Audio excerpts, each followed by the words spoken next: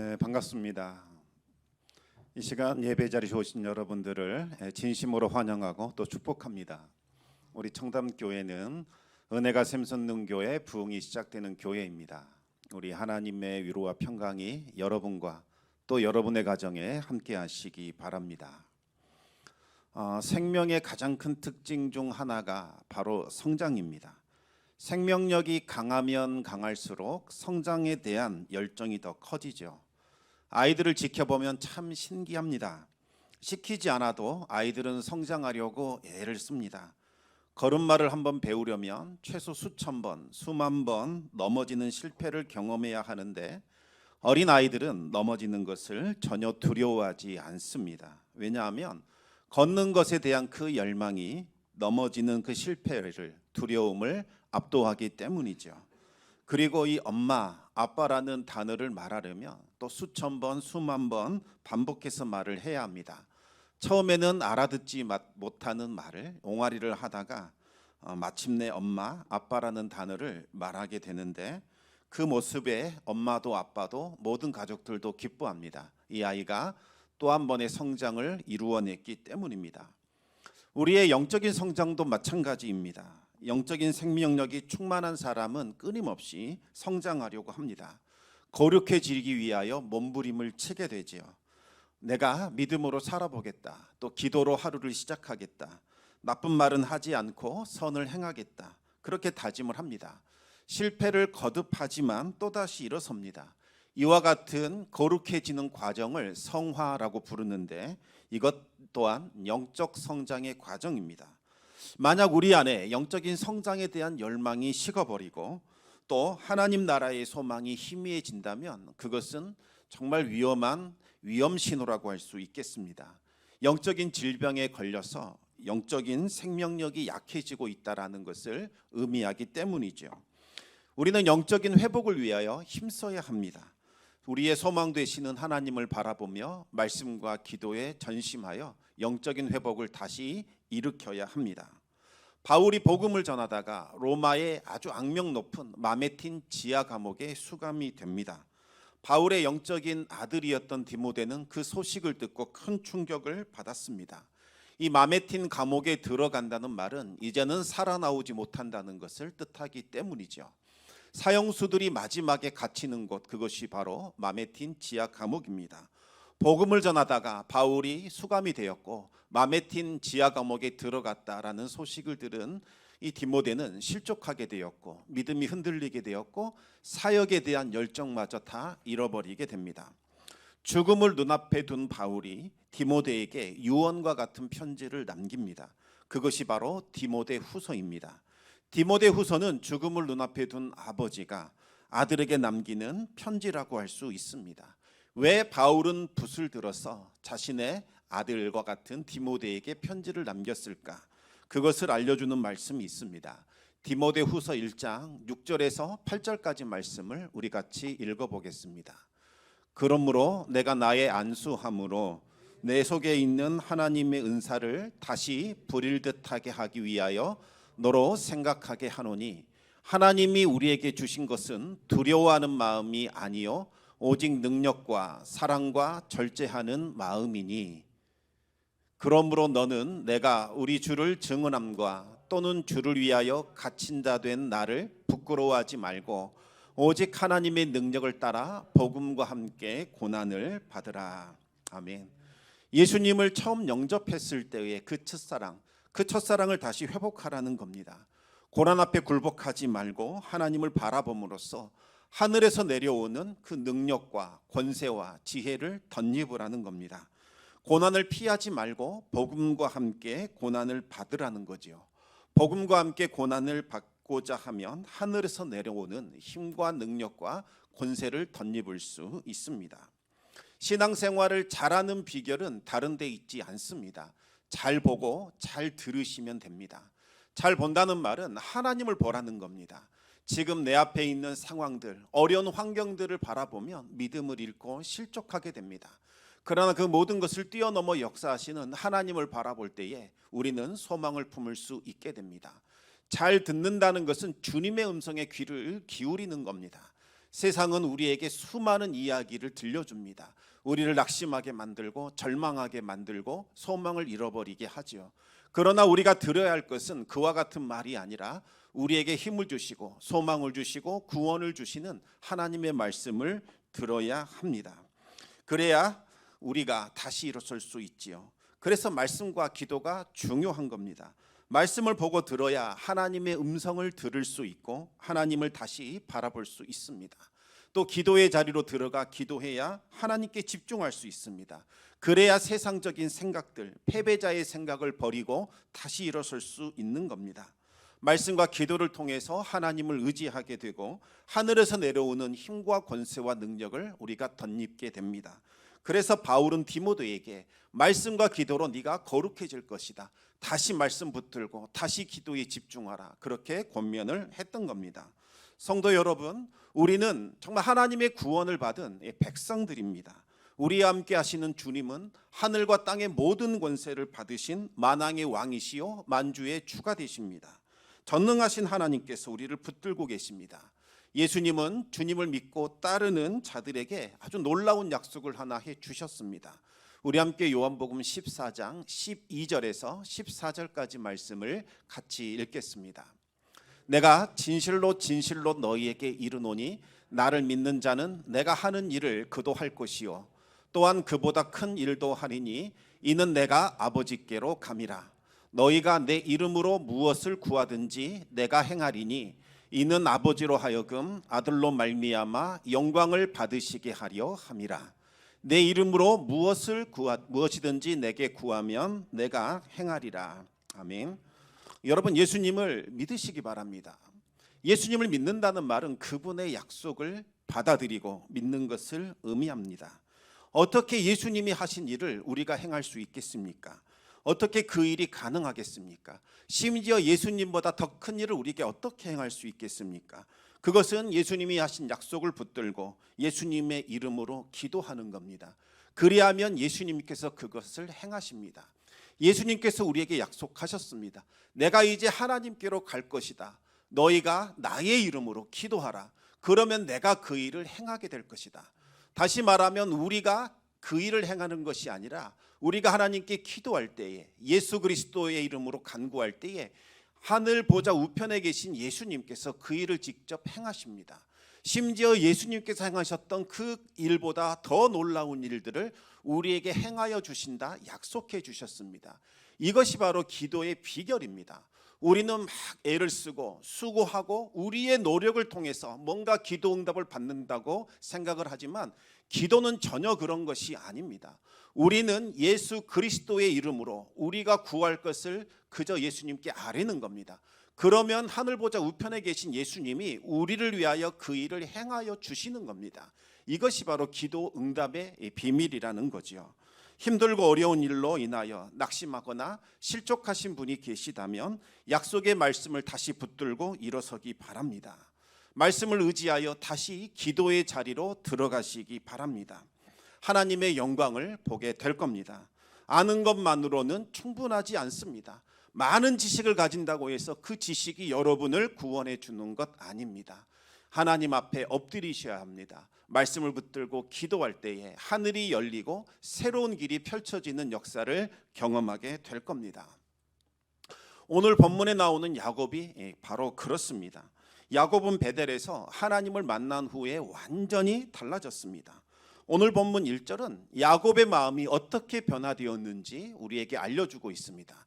우리 함께 창세기 29장 1절 말씀을 같이 한번 읽겠습니다. 야곱이 길을 떠나 동방 사람의 땅에 이르러. 아멘. 우리가 한글 번역 성경을 보면 제대로 된 단서를 얻기가 어렵습니다. 그런데 히브리어 성경을 보면 다윗 야곱의 마음이 어떤지 우리가 짐작해 볼 수 있습니다. 야곱이 길을 떠나 동방 사람의 땅에 이르러, 이 말을 원어로 번역하면 그리고 야곱이 발을 들어 올렸다, 이렇게 해석이 됩니다. 야곱이 길을 떠났다 이렇게 해석했지만 실제로는 야곱이 그의 발을 높이 들어 올렸다 이렇게 나와 있다는 거지요. 발을 들어 올렸다는 의미는 이제 야곱의 발이 가벼워졌다는 의미입니다. 그동안 야곱은 그 무거운 발길을 질질 끌며 어쩔 수 없이 자신에게 주어진 그 길을 걸어갔습니다. 하지만 이제는 마음이 가벼워졌고 그의 발이 가벼워져서 발을 높이 들어 다시 힘찬 걸음을 걸어갈 수 있다는 의미입니다. 어떻게 무거워진 그 야곱의 발걸음이 가벼워질 수 있었을까요? 그 분기점이 되는 사건이 바로 창세기 28장에 나오는 사건입니다. 창세기 28장은 야곱이 어쩔 수 없이 고향 땅을 떠나야 하는 그와 같은 내용이 담겨져 있습니다. 어머니 리브가가 너희 형 에서의 분노가 풀리기까지 잠깐 삼촌 라반 집에 있어라. 내가 시간이 되면 다시 너를 부르겠노라. 이 약속을 붙들고 야곱은 그 길을 떠나게 됩니다. 이때 야곱의 나이는 대략 한 76세 정도 됩니다. 지금 제 아버지께서 46년생 77세이십니다. 아버지는 한참 전에 은퇴를 하셨습니다. 이 76세는 새로운 일을 행하는 그와 같은 나이가 아니라 이제 모든 것을 정리하는 나이에 해당될 수 있습니다. 물론 야곱의 시대와 지금 시대는 다를 겁니다. 아브라함도 75세에 하나님의 약속을 붙들고 고향 땅을 떠났습니다. 하지만 야곱은 아직 결혼도 하지 못했고 빈손으로 낯선 곳을 향해 떠나고 있습니다. 얼마나 그의 마음이 괴롭고 힘들었겠습니까? 그의 발이 천근만근 무거웠을 겁니다. 야곱은 그토록 무거운 발을 이끌고 절망적인 인생길을 걸어가고 있었습니다. 그런데 그 베델에서 자신의 이 겉옷을 입을 삼아 회감고 돌개배를 베고 자고 있었을 때에 꿈속에서 하나님을 만나게 됩니다. 하늘과 땅을 이어주는 사닥다리가 야곱이 누워있는 바로 그 옆에 있었습니다. 꿈속에서 나타난 이 사닥다리는 우리가 지금 알고 있는 형태의 사다리가 아닙니다. 일종의 오르내릴 수 있는 계단을 말하지요. 피라미드처럼 위로 올라갈수록 점점 좁아져서 그 끝에는 한 점에 이르는 그와 같은 구조물로 된 계단을 말하는 겁니다. 그 계단이 하늘과 땅을 이어주고 있었습니다. 그리고 하나님의 천사들이 그 계단을 이용하여 한쪽에서는 올라가고 다른 한쪽에서는 내려오고 있었습니다. 지난주 말씀드린 것처럼 천사들은 다양한 일을 합니다. 어떤 천사들은 자신이 할당받은 민족들과 그 영토를 돌보며 순찰하는 일을 하지요. 또 어떤 천사들은 하나님께서 택하신 자들을 지키고 돌보는 일을 합니다. 또 어떤 천사들은 택하신 자녀들이 가야 할 길을 미리 점검하고 필요한 것들을 준비하는 그와 같은 일을 합니다. 바로 그 계단 끝에 하나님이 서 계셨습니다. 야곱과 동행했던 천사들이 수시로 그 계단을 타고 하나님께 올라가 있었던 일을 보고하고 또 하나님께 받은 지시를 따라 그 계단을 타고 내려와 야곱보다 먼저 하란 땅으로 가서 그가 가야 할 길을 점검하고 필요한 모든 것들을 준비하고 예비하고 있었던 겁니다. 야곱은 지금까지 혼자 그 길을 걷고 있는 줄로만 알았습니다. 하지만 하나님이 보내신 천사들이 야곱과 동행하며 야곱의 앞뒤 좌우를 호위하며 진을 치고 함께 동행하고 있었던 겁니다. 어떤 천사들은 야곱보다 먼저 가서 가야 할 길을 점검하고 있었고 모든 필요한 것과 쓸 것을 준비하고 있었던 거지요. 야곱이 육신의 눈으로 세상을 바라봤을 때는 아무것도 보이지 않았습니다. 그러나 그가 눈을 감고 이제 영적인 눈을 뜨게 되자 영적인 세계가 그에게 다가오게 되었습니다. 야곱은 생전 처음으로 말로만 듣던 하나님을 만나게 됩니다. 하나님은 야곱에게 놀라운 약속을 하셨습니다. 지금 누워있는 이 땅, 너가 지금 찬바닥에 누워있지만 장차 너는 이 땅을 너와 네 후손이 소유하게 될 것이다. 그리고 너의 후손은 많아질 것이요 네 후손을 통하여 천하 만민과 열방이 복을 받게 될 것이다. 이 약속이 이루어질 때까지 나는 너와 함께 할 것이요 너를 떠나지 않을 것이요 너와 동행하며 너를 지키고 보호할 것이요 반드시 돌아오게 할 것이다. 하나님께서 약속해 주셨습니다. 눈에 보이는 상황은 그대로였지만 야곱의 마음은 이제 솜털처럼 가벼워졌습니다. 하나님께서 천사들을 보내서 야곱을 호위하고 있고 늘 지켜주시고 다시 돌아오게 하리라는 확신이 그의 마음에 있었기 때문입니다. 그동안은 마음이 무거워 발을 끌어야 했지만 이제는 마음이 가벼워져서 발을 높이 들어 힘차게 걸을 수 있었습니다. 성도 여러분, 이것은 야곱에게만 주신 하나님의 약속은 아닙니다. 부활하신 주님께서 우리에게 동일한 약속을 하셨습니다. 우리 함께 마태복음 28장 18절에서 20절까지 말씀 같이 읽겠습니다. 예수께서 나와 말씀하여 이르시되 하늘과 땅의 모든 권세를 내게 주셨으니 그러므로 너희는 가서 모든 민족을 제자로 삼아 아버지와 아들과 성령의 이름으로 세례를 베풀고 내가 너희에게 분부한 모든 것을 가르쳐 지키게 하라. 볼지어다 내가 세상 끝날까지 너희와 항상 함께 있으리라 하시니라. 아멘. 주님은 우리를 떠나지 않으십니다. 우리를 지키시고 돌보시고 또 우리를 보호해 주십니다. 세상 끝날까지 우리와 동행하셔서 우리가 걷는 이 순례의 길 완주할 수 있도록 우리를 도우십니다. 이 약속을 굳게 믿고 확신하면 야곱처럼 우리도 우리의 발을 높이 들어 다시 힘차게 걸어갈 수 있습니다. 야곱이 이 힘찬 마음으로 기쁜 마음으로 발을 들어 올려 길을 걷다 보니 마침내 동방 사람의 땅이 나오게 되었습니다. 눈을 들어보니 저 들판에 우물이 하나 있었고 그 우물에는 목자들이 모여서 누군가를 기다리고 있었습니다. 그 목자들이 누구를 기다리고 있었을까요? 바로 야곱의 목적지인 라반의 집, 바로 라반의 딸 라헬이 양떼를 몰고 오기만을 기다리고 있었습니다. 정말 놀랐습니다. 100년 전에 있었던 그 우물 사건이 또다시 재현이 되고 있는 겁니다. 100년 전 아브라함의 종 엘리에셀이 야곱의 어머니가 될 리브가를 찾고자 이곳 하란에 온 적이 있었습니다. 그때 엘리에셀이 야곱의 어머니가 될 리브가를 만난 곳이 있는데 그곳이 바로 우물이었습니다. 그런데 야곱이 하란 땅에 도착하자마자 때마침 라헬이 야곱이 있는 그 우물로 찾아오고 있었던 겁니다. 라헬이 누구입니까? 바로 야곱의 아내가 될 배우자입니다. 여러분, 이것이 우연일까요? 그렇지 않습니다. 우리 눈에는 우연히 일어난 것처럼 보였지만 이 모든 것은 하나님의 섭리 가운데 이루어지고 있었습니다. 우물을 발견한 것, 그리고 라헬을 만나게 된 것, 이 모든 것이 하나님께서 미리 천사를 보내셔서 다 움직이신 그와 같은 결과였던 겁니다. 야곱은 집에서 쫓겨날 때만 해도 인생이 끝난 줄 알았습니다. 그러나 끝이 아니라 새로운 시작이 열리고 있었던 거지요. 하나님은 우리의 인생의 문이 하나 닫히면 새로운 문 하나를 열려주십니다. 야곱은 이제 인생의 제1막을 마치고 삼촌 라반 집에서 인생의 제2막을 새롭게 시작하게 됩니다. 하나님은 택하신 백성들을 라헬의 우물로 신실하게 인도해 주신다는 사실을 믿으시기 바랍니다. 라헬을 발견한 야곱은 목자들이 돌을 옮기는 것을 도와줍니다. 그리고 물을 떠서 라헬의 양떼에게 다 먹였습니다. 양떼들이 물을 다 먹고 나자 라헬에게 입을 맞추고는 소리내어 울었습니다.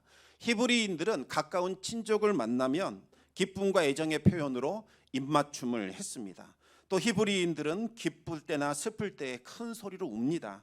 천신만고 끝에 목적지를 찾았고 친족까지 만났으니 얼마나 기뻤겠습니까? 야곱은 자신의 라반이 조카요 리브가의 아들이라는 사실을 밝혔습니다. 그 말을 들은 라헬은 즉시 달려가서 아버지 라반에게 이 말을 알려주게 됩니다. 야곱의 소식을 들은 라반은 달려와서 영접하여 껴안고 입맞춤을 했습니다. 그리고 집으로 들어오게 하죠.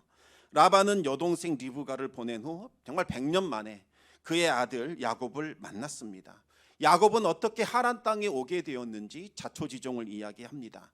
야곱의 세세한 이야기를 들은 라반은 야곱을 자신의 고륙으로 인정하고 한 달 동안 같이 지내게 됩니다.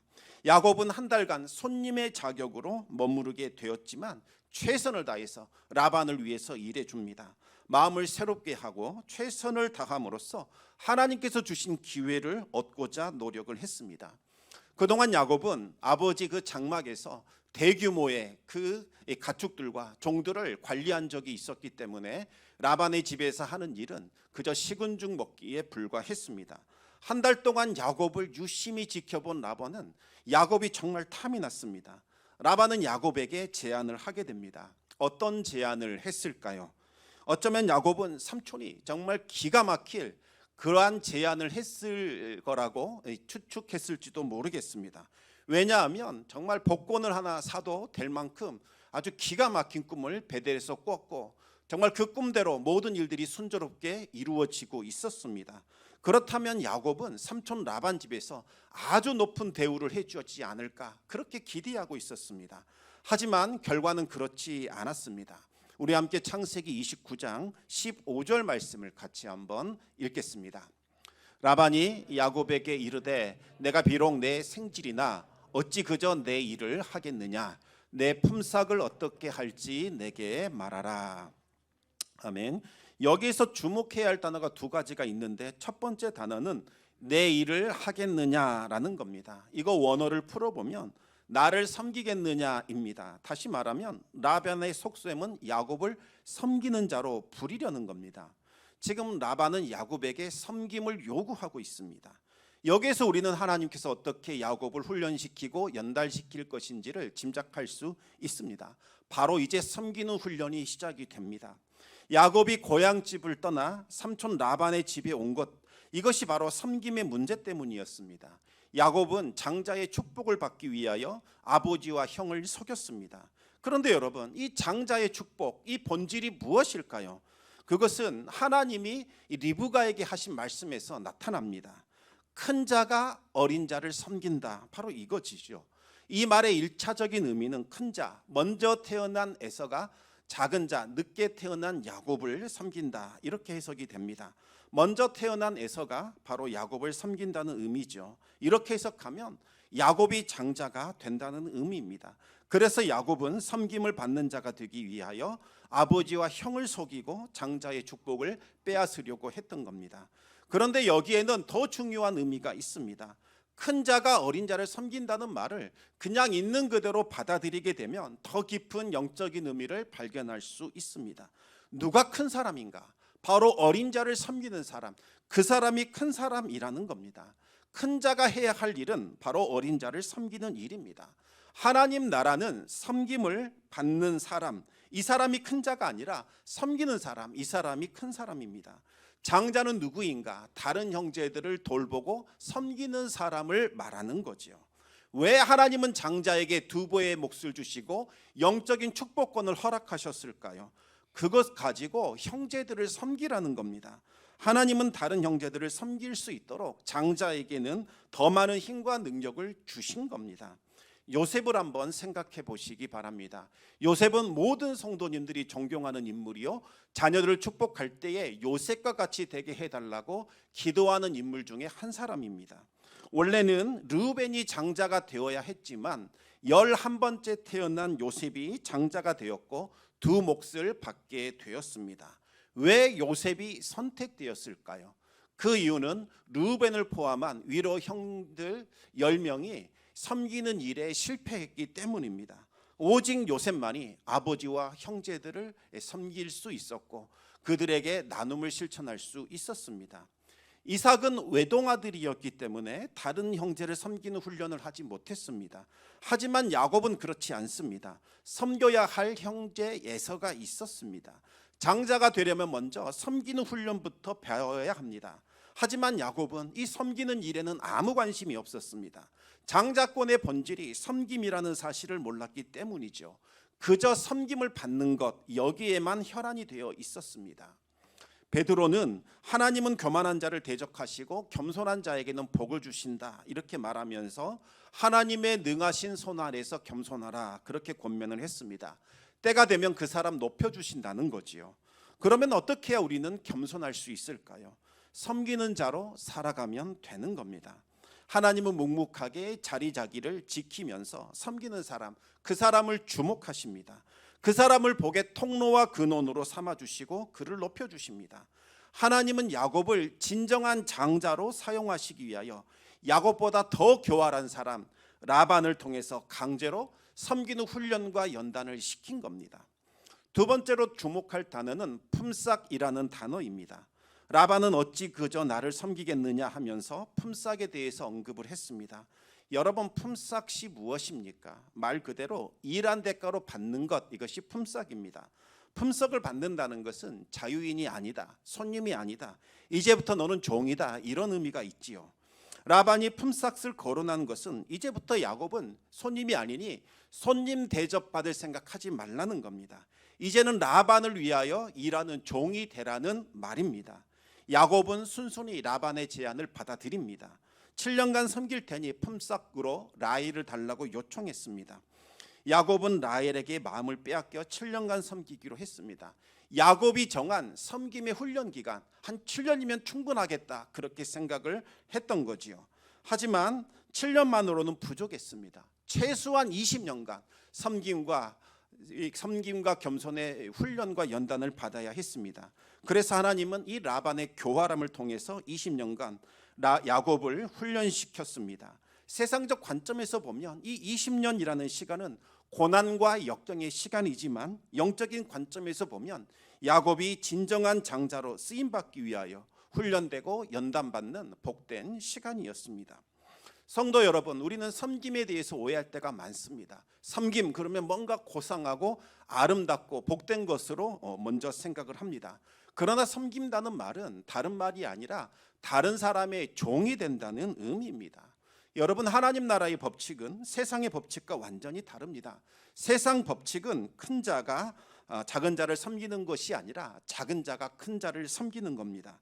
힘없는 자, 작은 자, 약한 자, 정말 돈 없는 자가 정말 비굴한 마음으로 강한 자의 비율을 맞추면서 섬기는 종노릇을 하게 됩니다. 그러나 하나님 나라의 법칙은 정반대입니다. 힘 있는 사람, 강한 사람, 많이 가진 사람이 자원함으로 스스로 종이 되어 약하고 힘들고 어려운 자들을 도와주고 그들을 섬기는 겁니다.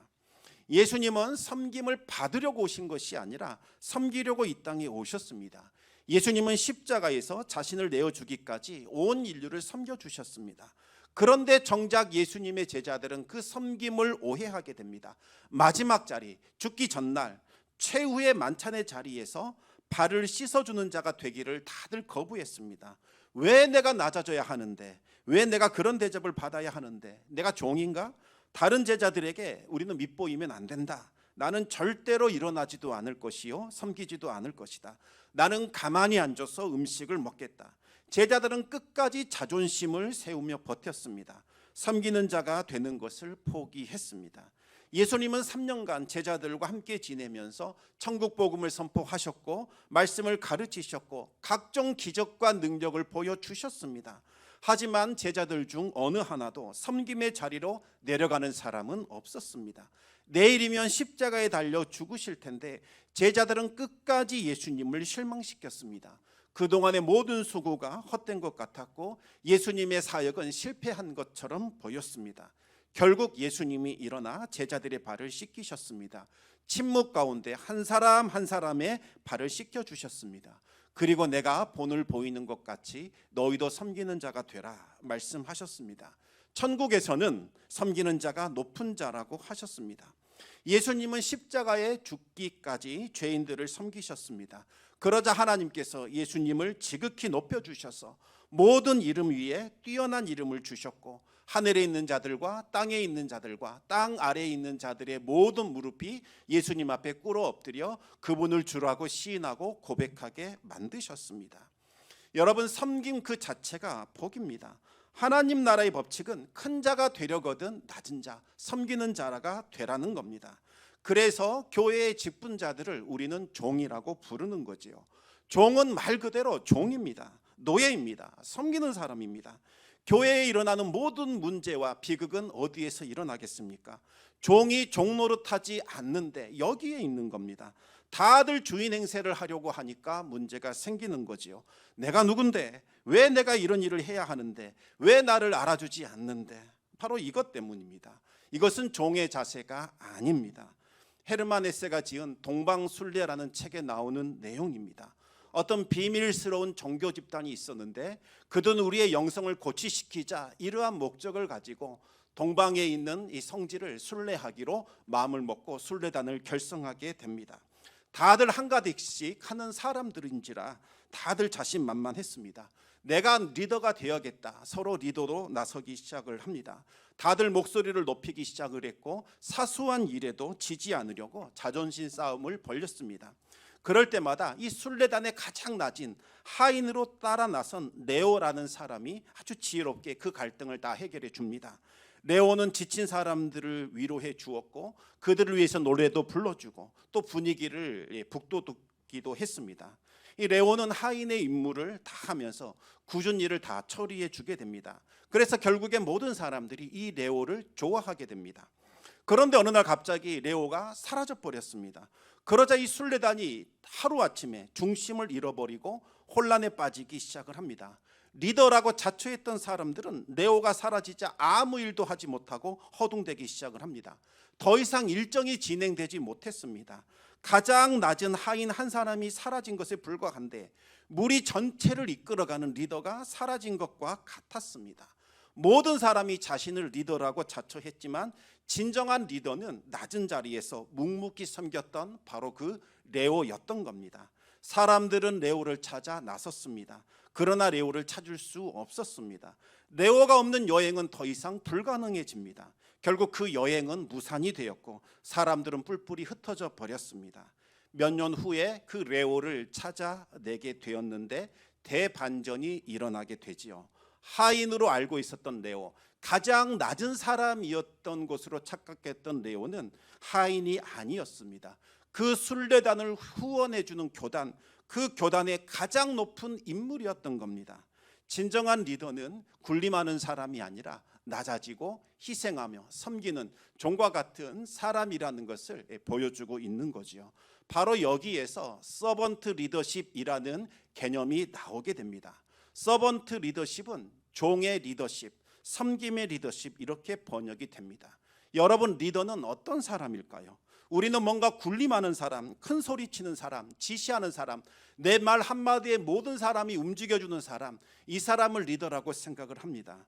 하지만 리더는 그런 사람이 아닙니다. 낮추는 사람, 낮아지는 사람, 종의 자리로 내려가는 사람, 섬기는 사람, 이 사람이 바로 진정한 리더입니다. 왜 가정이나 교회나 사회나 나라나 국가가 시끄러울까요? 그 이유는 참된 지도자, 리더가 없기 때문입니다. 아무도 섬기려고 하지 않는 겁니다. 편한 것, 좋아 보이는 것, 멋져 보이는 것, 이것만 하려고 하는 공동체는 희망이 없습니다. 얼마 지나지 않아 분열되고 해체될 수밖에 없는 겁니다. 그러나 굳은 일을 서로 하겠다고 나서는 공동체, 이 공동체는 건강하고 아름답고 활기찬 공동체입니다. 바로 그곳에 희망이 있는 겁니다. 성도 여러분, 섬기는 자리, 이 자리가 복된 자리입니다. 드러나는 자리, 낯이 있는 자리는 다른 사람에게 양보하셔도 아무 손해가 없습니다.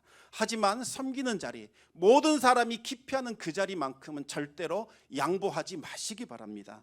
왜냐하면 그 자리를 양보하게 된다는 것은 엄청난 손해를 보는 것이기 때문입니다. 복을 제 발로 차는 것이나 마찬가지입니다.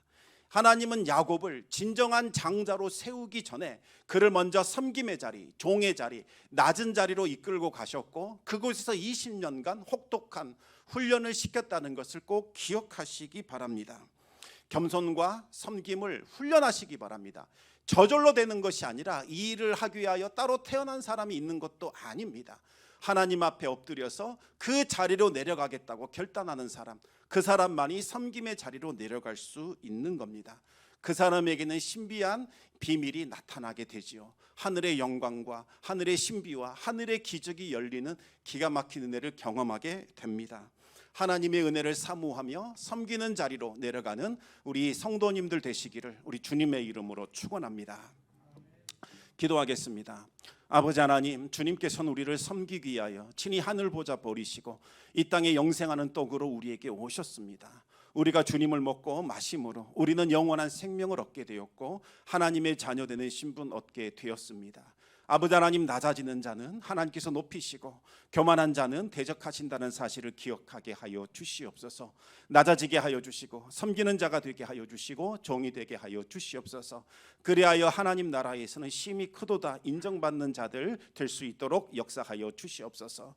아버지 하나님, 참으로 혼란한 이 시대를 바라보게 됩니다. 낮아지는 자, 종이 되려는 자는 보이지 않고 다들 주인 행세하는 자들만 득세하기 때문인 줄 압니다. 아버지 하나님, 우리가 회복되게 하여 주시사 주님의 마음을 품게 하여 주시고 주님께서 본을 보이셨던 것처럼 다른 사람이 종이 되어 그들의 발을 씻어주는 그와 같은 자들 될 수 있도록 은혜 베풀어 주시옵소서. 모든 말씀 우리 주 예수 그리스도 이름으로 기도드리옵나이다.